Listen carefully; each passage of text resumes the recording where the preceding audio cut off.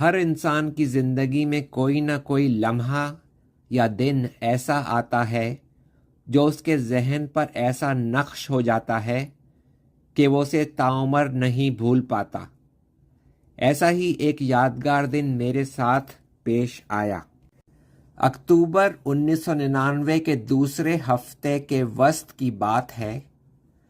PIA year بس 300 کے captain ثروت، میرے ایک پرانے رفیق، اور میں Air Lanka golf classic tournament کے لیے کولمبو، سری لنکا گئے ہوئے تھے۔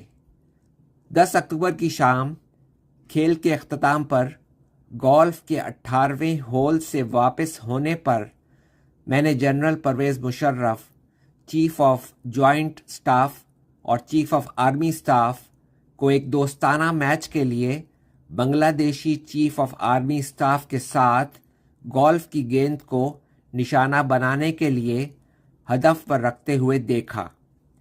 جنرل مشرف ان دنوں سری لنکا کی مسلح فوج کی 50ویں سالگرہ پر پاکستان کی نمائندگی کے لیے کولمبو آئے ہوئے تھے۔ 12 اکتوبر کو ہماری پاکستان واپسی تھی اور ہماری پرواز کا روٹ کولمبو سے کراچی براستہ مالے، مالدیپ تھا۔ مالے اور کراچی کے درمیان پرواز کا دورانیہ لگ بھگ 3.5 گھنٹے کا تھا۔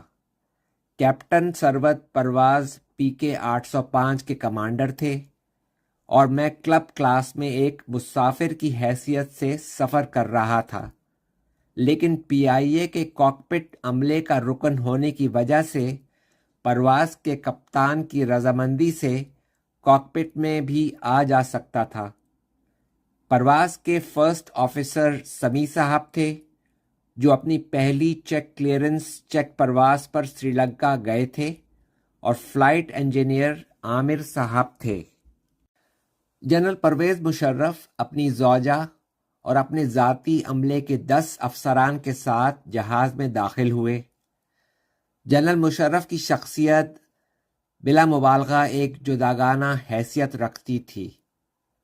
آنکھوں میں ذہانت، چہرے پر عزم و ہمت کی نمایاں جھلک اور رعب و دبدبہ واضح تھا۔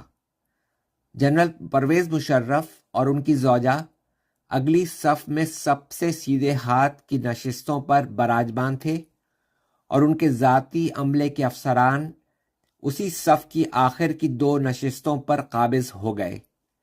اس پرواز پر کل 198 مسافر سوار تھے، جن میں 6 غیر ملکی اساتذہ کے ساتھ امریکن اسکول کے تقریباً 50 بچے بھی تھے۔ جہاز نے کولمبو سے اڑان بھری اور اپنی منزل کی جانب رواں ہو گیا۔ بارش اور بادلوں کی وجہ سے مالے کی جانب پرواز ہچکولے دار تھی۔ مالے پر، جو کہ ایک وقتی پڑاؤ تھا، جہاز اترا۔ جنرل پرویز مشرف، ان کی زوجہ اور ذاتی عملے کے افسران عجب نظر آنے والا جزیرہ دیکھنے کے لیے جہاز سے اتر گئے، جو کہ دور سے تو ایسا ہی محسوس ہوتا تھا، لیکن قریب سے دیکھیں تو کچھ بھی نہیں تھا، رن وے کی صرف ایک پٹی۔ مالے میں کیپٹن ثروت نے کراچی اور نواب شاہ کے موسم کی معلومات حاصل کرنے کے بعد اگر ضرورت پڑے تو نواب شاہ کو ایک متبادل ہوائی اڈے کے طور پر استعمال کرنے کی صورت میں جہاز میں دوبارہ ایندھن بھروانے کا فیصلہ کیا۔ نواب شاہ ہوائی اڈہ کراچی کے شمال مغربی حصے میں 110 ناٹیکل مائل پر واقع ہے۔ اس کا مطلب یہ تھا کہ جہاز کراچی پہنچ سکتا تھا اور کسی مشکل صورتحال میں نواب شاہ کے ہوائی اڈے کی طرف موڑا جا سکتا تھا، اور نواب شاہ پر اترنے سے پہلے مزید 45 منٹ کے لیے جہاز کو ہوا میں رکھا جا سکتا تھا، جو کہ عموماً دنیا بھر میں کئی ہوائی کمپنیوں کی ایندھن پالیسی ہے۔ مالے سے روانگی بالکل معمول کے مطابق تھی۔ جہاز نے 29,000 فٹ کی بلندی پر روانہ ہونا شروع کیا۔ میں کاکپٹ کی جمپ سیٹ پر بیٹھا ہوا تھا اور عموماً انگڑائی وغیرہ لینے اور کیبن میں चलने फिरने के लिए उठ जाता था। परवाज़ के दौरान हवाई गार्ड्स और कैबिन के अमले ने परवेज़ मुशर्रफ से इनफरादी और ग्रुप तस्वीर के लिए दरख्वास्त की। कैप्टन सरवत भी आला शख्सियत को खुशामदीद कहने के लिए कॉकपिट से क्लब क्लास में आ गए। परवाज़ के 2.5 घंटे बाद जब हम 33,000 फुट की बुलंदी पर थे, हमने कराची एयर ट्रैफिक कंट्रोलर से राब्ता कायम किया। यही वो लम्हात थे जब एक यादगार दिन का आगाज़ हुआ। कराची रेडियो कंट्रोलर ने पूछना शुरू किया कि जहाज़ में कितना ईंधन मौजूद है, हमारा मुतबादिल हवाई अड्डा कौन सा है और जहाज़ पर कितने मुसाफिर हैं, वगैरह वगैरह। मैं फ़्लाइट इंजीनियर के पीछे ही खड़ा था और कॉकपिट के स्पीकर्स के ज़रिए तमाम गुफ्तगू सुन रहा था। अचानक मेरी छठी हिस्स जागी। मैंने ये सवाल जवाब सुनकर कैप्टन सरवत से इस्तफ़हामिया लहजे में सवाल किया, क्या ये बात आपको अजीब महसूस नहीं हो रही कि कराची ये सब क्यों पूछ रहा है? जिस पर उन्होंने मेरी बात की तायीद करते हुए हाँ कहा। ये एक नुमायां शब्द थी और शायद चांद की तीसरी तारीख, लेकिन हम तकरीबन 40 मील दूर से वाज़े तौर पर कराची देख सकते थे। हमें इब्तदाई तौर पर दी गई अप्रोच बराह रास्त मारवी थी, मुख्तसर तरीन रूट, लेकिन थोड़ी देर बाद ही कराची ने क्लियरेंस नानसी के कराची एयर ट्रैफिक कंट्रोलर ने कहा, आप अपने रिस्क पर उतर सकते हैं, आप पाकिस्तान में नहीं उतर सकते, तमाम हवाई अड्डे बंद हैं। हमारे पास किसी और हवाई अड्डे के लिए ईंधन नहीं है, कैप्टन सरवत ने एक बार फिर तुंद लहजे में पूछा, लेकिन एयर ट्रैफिक कंट्रोल की तरफ से मुकम्मल खामोशी थी। कराची एयर ट्रैफिक कंट्रोल से 3 मरतबा पूछा गया, लेकिन सब बेकार था, कोई जवाब नहीं आया। एयर ट्रैफिक कंट्रोलर की गुफ्तगू के दौरान ये बात तो बहुत वाज़े नज़र आ रही थी कि कंट्रोलर के पीछे कोई हिदायत दे रहा था, क्योंकि रिसेप्शन के पस मंज़र में 3 या उससे ज़्यादा अफराद की आवाज़ें रास्ते से बदल दी, तवील तरीन रूट, और हमें 10,000 फुट पर उम्दा क्लियरेंस दे दी। जैसे ही जहाज़ तकरीबन 60 मील की हदूद में दाखिल हुआ, कराची टावर ने कहा, PK 805, आपको कराची उतरने के लिए क्लियरेंस नहीं है। कैप्टन सरवत के चेहरे से हैरत नुमायां थी। थोड़ी देर सोचने के बाद कि खबर नहीं नीचे क्या हो रहा है, कैप्टन सरवत ने पूछा, क्या हम नवाब शाह की तरफ जा सकते हैं? जवाब आया, नवाब शाह भी बंद है। जिस पर कैप्टन सरवत ने फौरी तौर पर एयर ट्रैफिक कंट्रोलर से सख्त लहजे में सवाल किया, लेकिन नवाब शाह तो हमारा मुतबादिल है, सुनी जा सकती थीं। KLM की परवाज़ के अमले के अरकान ने भी, जो उस वक्त हवा में कहीं होंगे, उन्होंने भी इस गुफ्तगू को सुना और उनकी जानिब से मखसूस लहजे में चीख कर सवाल किया गया कि कराची, तुम PK यानी PK 805 को वजह क्यों नहीं बताते? जवाब नदारत। जिस वक्त ये हलचल जारी थी, कैप्टन सरवत ने यह नतीजा अखज़ किया कि शायद ये सब कुछ जहाज़ में मौजूद आला शख्सियत यानी जनरल मुशर्रफ की वजह से हो। कैप्टन सरवत ने मेरे एयरफोर्स के पस मंज़र को जानते हुए मुझसे और अमले के दीगर इरकान से पूछा, क्या ख्याल है दोस्त, क्या मैं जनरल साहब को इस बारे में बता दूं? मैं मुड़ा और तेज़ी से कहा, क्यों नहीं, हम चलते हैं और देखते हैं कि हम क्या मदद कर सकते हैं। कैप्टन ने परसर को बुलाया और उसको जनरल मुशर्रफ के ज़ाती अमले के अफसरान को इतला देने के लिए कहा। दोनों अफसरान को इतला दी गई और वो तेज़ी से कॉकपिट की तरफ भागते हुए आए। کیپٹن کی بات سننے کے بعد وہ جنرل مشرف کو اطلاع دینے کے لیے چلے گئے۔ اسی دوران کیپٹن ثروت نے فلائٹ انجینئر سے پوچھا کہ کتنا ایندھن باقی ہے اور کیا ہم جہاز مسقط کی طرف موڑ سکتے ہیں۔ فلائٹ انجینئر نے حساب لگایا اور کہا، بالکل بھی نہیں، ہمارے پاس اس 10,000 فٹ کی بلندی پر صرف 5.5 ٹن ایندھن ہے۔ اسی دوران جنرل پرویز مشرف بھی کاکپٹ میں داخل ہو گئے تھے۔ پرواز کے عملے کے ارکان کی بات چیت کے دوران پرواز کا رخ موڑنے کے لیے 2 متبادل ہوائی اڈوں پر غور کیا گیا، ایران میں چہبار اور بھارت میں احمد آباد۔ بقایا ایندھن اور نئے ہوائی اڈے اور رات میں پرواز کے اترنے کی سہولت سے متعلق فلائٹ انجینئر سے مختصر بات چیت کے بعد متبادل کے طور پر چہبار پر غور نہیں کیا گیا۔ کیپٹن ثروت نے کو پائلٹ سے پوچھا، کیا احمد آباد کی طرف ہماری اپروچ اور جہاز اترنے کی اطلاع ہے؟ فوراً جیپسن فلائٹ کرو کی بائبل کھولو اور اس میں سے معلومات لو۔ جنرل مشرف یہ تمام بات چیت سن رہے تھے اور انہوں نے جارحانہ طور پر دھڑلے سے کہا، ہم بھارت نہیں جائیں گے۔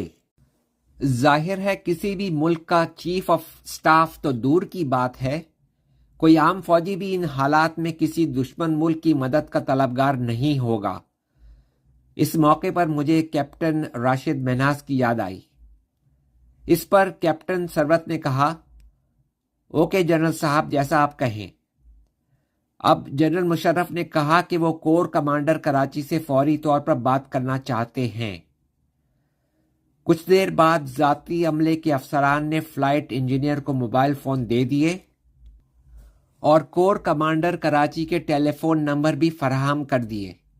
فلائٹ انجینئر عامر نے کئی مرتبہ فون پر رابطہ کرنے کی کوشش کی، لیکن دوسری جانب سے کوئی آواز نہیں آ رہی تھی۔ اس افراتفری میں اور جنرل کی موجودگی میں فلائٹ انجینئر نے کوئی غلطی کی اور اپنی فلیش لائٹ کا شیشہ توڑ دیا۔ اب فلائٹ انجینئر عامر نے کہا کہ ہمارا رابطہ نہیں ہو رہا اور ایسا لگتا ہے کہ ٹیلی فون کی لائنیں کاٹ دی گئی ہیں۔ پھر جنرل نے پوچھا کہ ہم long range radio high frequency پر کیوں بات نہیں کر سکتے؟ فلائٹ انجینئر نے company high frequency phone page کے ذریعے رابطہ قائم کرنے کی کوشش کی، لیکن ہر طرف مکمل خاموشی تھی اور کوئی جواب نہیں آ رہا تھا۔ اس تمام صورتحال میں دلچسپ بات یہ تھی کہ ماں سوائے ہم چند افراد کے جو اس وقت کاکپٹ میں موجود تھے، کسی کو کچھ خبر نہیں تھی کہ اندرونی طور پر کیا پیش آ رہا ہے۔ وہ تمام حالات سے بے خبر اپنی دنیا میں تھے۔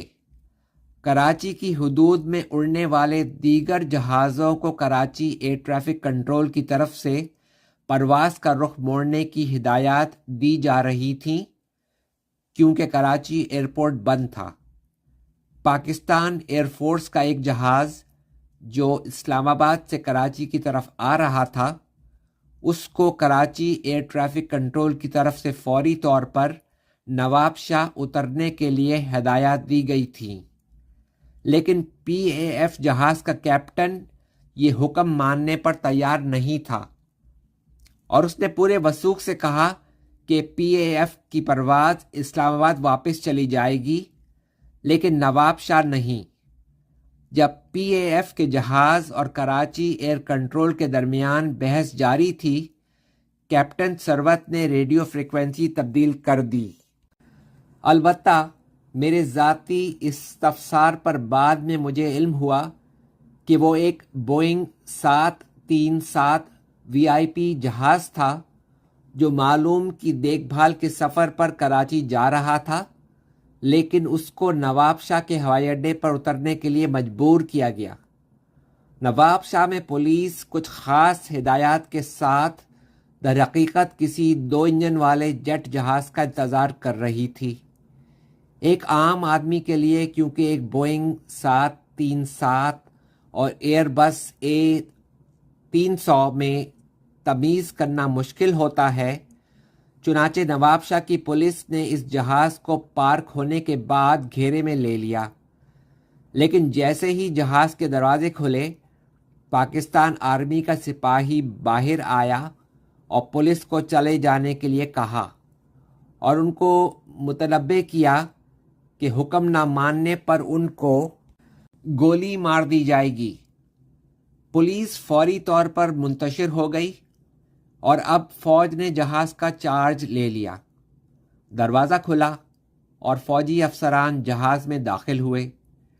وہ یہ سمجھ رہے تھے کہ اس جہاز میں جنرل مشرف ہوں گے، لیکن ان کو مایوسی ہوئی جب انہوں نے PAF کے کپتان کی زوجہ اور بچوں کو بیٹھے ہوئے دیکھا۔ جنرل کہاں ہیں؟ فوج کے افسر نے پوچھا۔ عملے نے جواب دیا، کون جنرل؟ PAF کے عملے نے انہیں بتایا کہ وہ اسلام آباد سے کراچی جا رہے تھے۔ لیکن ہمیں تو بتایا گیا تھا کہ آپ کولمبو سے آ رہے ہیں، آفیسر نے کہا۔ ان سب باتوں کا علم مجھے بعد میں ہوا۔ اسی وقت ہمارے جہاز کے فرسٹ آفیسر نے ٹریفک کے ٹکراؤ سے بچنے کے سسٹم پر 2 بلب جلتے دیکھے اور چیخ کر کہا، ہمیں روکا جا رہا ہے، غالباً یہ 2 فائٹر جہاز ہیں۔ کاکپٹ میں ہونے والی گفتگو کی وجہ سے ہمارے جہاز میں صورتحال کشیدہ ہو گئی تھی اور کاکپٹ میں دیگر امور سے مخلوط ہو گئی تھی۔ میں نے یہ غور کیا کہ کسی بھی موقع پر عملے کے کسی فرد یا اعلیٰ شخصیت نے کسی پریشانی یا بے چینی کا اظہار نہیں کیا جو ایک پیشہ ورانہ صلاحیت کی عکاسی کرتا ہے۔ جنرل مشرف نے 2 مرتبہ زور دے کر کہا کہ ہم کراچی میں ہی اتریں گے۔ انہوں نے یہ بھی پوچھا کہ ہم کراچی کے ایئر فورس کے رن وے پر کیوں نہیں اتر سکتے، لیکن ممکنہ طور پر فائٹر جہاز کی وجہ سے اور یہ علم نہ ہونے کی وجہ سے کہ نیچے زمین پر کیا ہو رہا ہے اور رن وے کی روشنیاں نہ ہونے کی وجہ سے PAF کے ہوائی اڈے پر اترنے کو آخری ترجیح سوچا گیا تھا۔ اگر ہم کراچی پر نواب شاہ میں یا ٹریکٹرز اور بلڈوزر وغیرہ سے گھرے ہوئے رن وے پر اتر نہیں پاتے تو شاہراہ فیصل یا مسرور بیس پھر آخری ترجیح تھی۔ اس موقع پر کیپٹن ثروت نے ریڈیو چینل کو PIA کمپنی پر تبدیل کر دیا۔ ثروت نے باقی ایندھن کے بارے میں معلوم کیا۔ کمپنی چینل پر کسی نے PK 805 کو نواب شاہ کی طرف جانے اور وہاں جہاز اتارنے کے لیے حکم دیا۔ جہاز کو دوبارہ ایندھن لینے اور 30 ٹن ایندھن سے بھرنے کے لیے کہا اور ایک بار پھر دوبارہ پرواز کرنے اور مزید ہدایات کے لیے انتظار کرنے کے لیے کہا۔ کچھ دیر بعد کراچی ایئر ٹریفک کنٹرول نے PK 805 کو نواب شاہ کی طرف موڑنے کے لیے کلیئرنس دے دی۔ کیپٹن ثروت نے پھر ایک سکون کی سانس لی اور کہا، چلو نواب شاہ چلتے ہیں۔ ایئر بس ایک میزائل کی طرح لمحے بھر میں 20,000 فٹ کی بلندی پر پہنچ گئی، کیونکہ بہت کم ایندھن رہ گیا تھا اور شاید ہلکا تھا۔ پھر ایک حیرت طلب بات ہوئی۔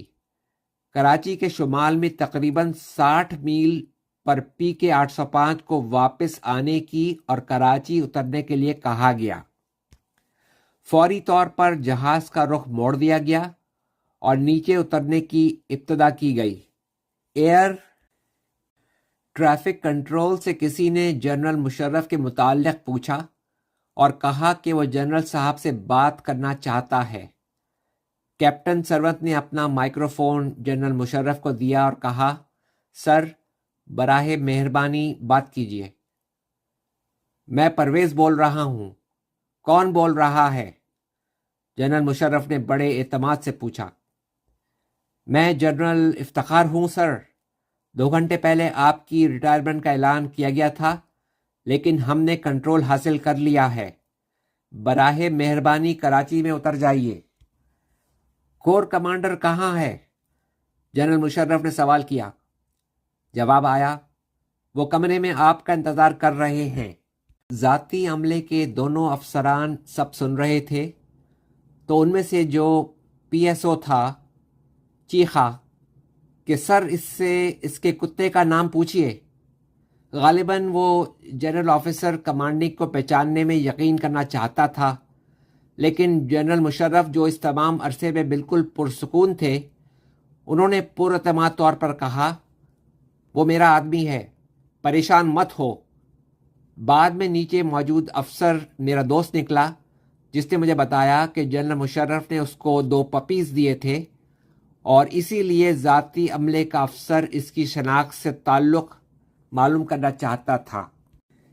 اسی دوران جب جہاز اپنے حتمی اپروچ کے لیے پہنچ رہا تھا، اچانک جہاز کے سیدھے پر کے ایندھن کے ٹینک پر کم ایندھن کی انتباہی لائٹ ایک صوتی گھنٹی کے ساتھ ظاہر ہوئی۔ کاکپٹ ساکن طور پر بالکل خاموش تھا اور ہر ایک جلد از جلد جہاز کے زمین چھونے کے احساس کا انتظار کر رہا تھا۔ ہم نے ہوا میں تقریباً 1 گھنٹہ اور 10 منٹ انتظار کیا تھا۔ پروں کے ٹینکوں میں موجود باقی 1.2 ٹن ایندھن اگر قابل اعتبار تھا تو پرواز کے وقت کے تقریباً صرف 10 منٹ کے لیے دستیاب تھا۔ پرواز کے اترنے سے 12 میل کی کمی پر بائیں پر کے ایندھن کی ٹینک کی بھی انتباہی لائٹ گھنٹی کے ساتھ ظاہر ہو گئی۔ جہاز اترنے کے بعد PK 805 کو ایک علیحدہ علاقے میں پارک کرنے کے لیے کہا گیا اور یہ بھی کہا گیا کہ سوائے VIP کے کوئی بھی فرد جہاز سے باہر نہیں آئے گا۔ انجن بند ہونے کے بعد ملٹری کے سپاہیوں نے، جو تقریباً 200 تھے، جہاز کو گھیرے میں لے لیا۔ جنرل مشرف کاکپٹ کی کھڑکی سے سب جھانک رہے تھے اور بالکل مطمئن نظر آ رہے تھے، جیسے کچھ ہوا ہی نہ ہو۔